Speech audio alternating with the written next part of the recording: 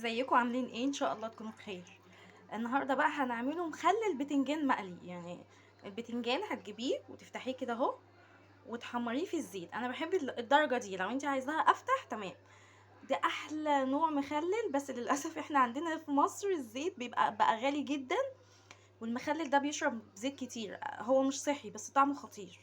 تمام، تجيبي البتنجان وتغسليه وتنشفيه طبعا عشان هو هيتحط في الزيت عشان ما يطرطش عليكي، وتفتحيه كده اهو. بصي وهو من هنا بصي مفتوح ازاي. تمام، وعايزه بقى تعمليه الدرجه دي تمام، عايزه تفتحيه عن كده، بس انا الدرجه دي بحبها جدا تبقى حلوه.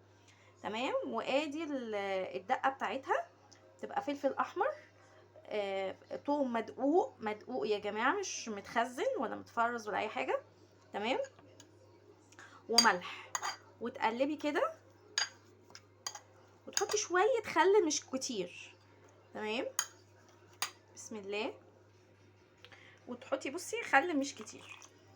تمام، وقلبي بقى الحلويات دي كلها مع بعض. بسم الله، ادمجي كل ده مع بعض. تمام، واهم حاجه بعد كل ده الليمون يا جماعه. الليمون هي بقى المخلل المقلي ده بتحط له ليمون ياما، بيبقى خطير خطير حلو قوي. بسم الله اهو. احشي بقى البتنجان بتاعك الحلو ده. بسم الله اهو اهو. تمام، واقفليه كده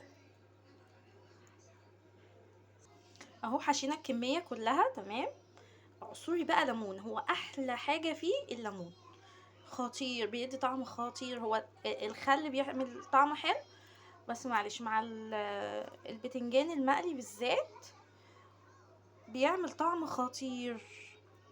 عصري ليمون، يعني هتاكليه. انا عيالي مع انه حراق، انا بعمله حراق عشان ما بحبش العيال تاكل مخللات، بس هو بيحبوه جدا وبياكلوه حاف للاسف يعني.